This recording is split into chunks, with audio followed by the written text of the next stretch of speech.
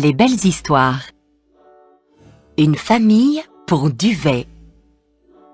Une histoire écrite par Anne-Marie Chapouton, illustrée par Amélie Dufour.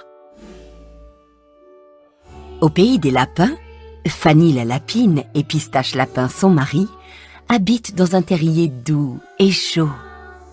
Autour du terrier, il y a de l'herbe douce, des fleurs, du thym tendre et juteux, du serpolet et des poireaux sauvages. Tout près, sous les pins, d'autres lapins ont aussi leur terrier. Et les oiseaux amis vont et viennent en chantant tout le temps. Les pies passent et elles jacassent. « Bonjour Fanny! Bonjour Fanny !» Mais Fanny n'écoute pas. Fanny rentre dans son terrier. Elle va pleurer en tournant la soupe qu'elle fait cuire sur le feu. Fanny pleure parce qu'il n'y a pas de petits lapins dans son terrier, parce qu'elle n'a pas de petits lapins dans son ventre, et les couloirs du terrier lui semblent vides, vides. Toutes les autres mamans lapins ont tant et tant de petits lapins qui trottent, qui chantent, qui pleurent et qui rient en jouant sous les pins. Quand Pistache rentre, il voit les yeux rouges de Fanny. Puis il soupire et il mange sa soupe. « Elle est trop salée, Fanny, tu as encore pleuré dedans !» Et Fanny répond en soupirant. « Oui, Pistache, j'ai pleuré, parce que je ne serai jamais une maman. » Alors Pistache dit. « J'ai une idée. Si nous écrivions à la maison des petits lapins donnés, si nous promettions de bien le soigner, peut-être qu'on nous en prêterait un. » Fanny répond.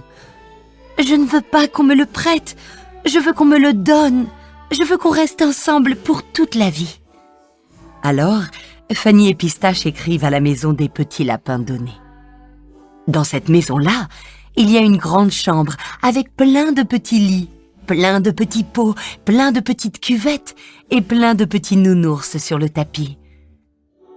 C'est une grosse lapine, Madame Brioche, qui s'occupe de tout faire marcher dans la maison des petits lapins donnés.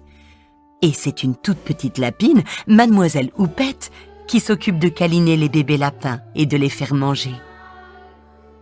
Dans cette maison, il y a beaucoup de petits lapins donnés. Leurs parents ne pouvaient pas s'en occuper, alors ils ont demandé à Mademoiselle Houppette de bien les soigner et à Madame Brioche de leur trouver des parents pour toute la vie. Un de ces petits lapins donnés, c'est Duvet.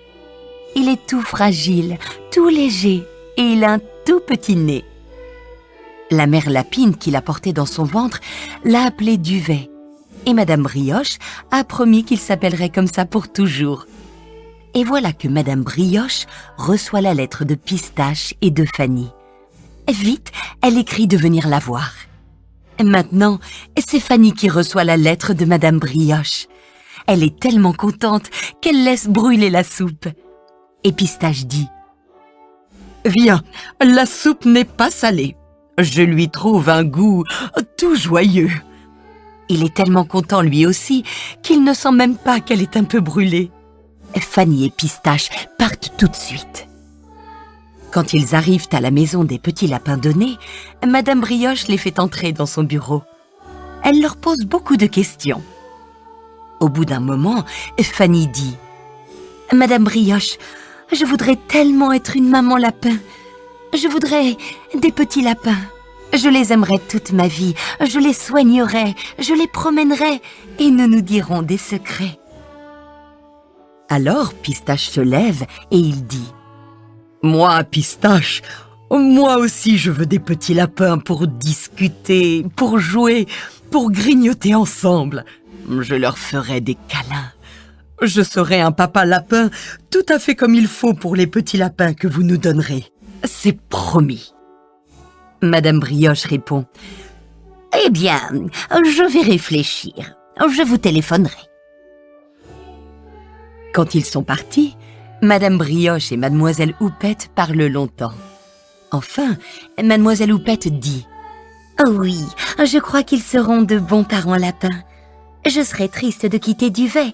Je lui ai appris à tenir sa cuillère, à dire bonjour, à aller sur son petit pot.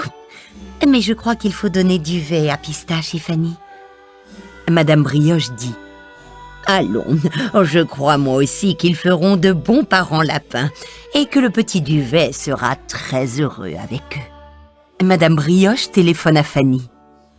Madame, nous vous amenons un petit lapin mercredi à 10h.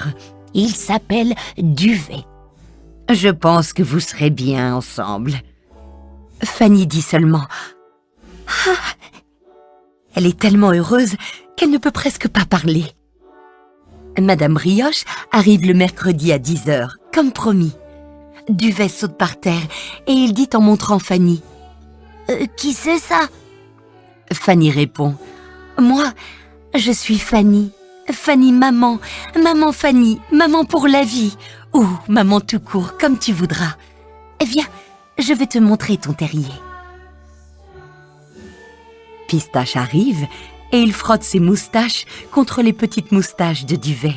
« Salut Duvet, je suis Pistache, papa Pistache ou Pistache papa, papa pour la vie ou papa tout court, comme tu voudras. » Alors Duvet aperçoit un petit lit avec un ours en peluche dessus et des cubes par terre. Il demande « Pour Duvet ?» Et Fanny et Pistache disent ensemble « Oui !» Madame Brioche est repartie dans sa voiture. Tous les autres petits lapins l'attendent dans la maison des petits lapins donnés. Fanny est allée faire la soupe. Elle la tourne sur le feu en riant de plaisir. Et Pistache aide Duvet à ranger ses petits jouets. Après le déjeuner, ils vont tous les trois sous les pins. Et Duvet joue avec les petits lapins des voisins.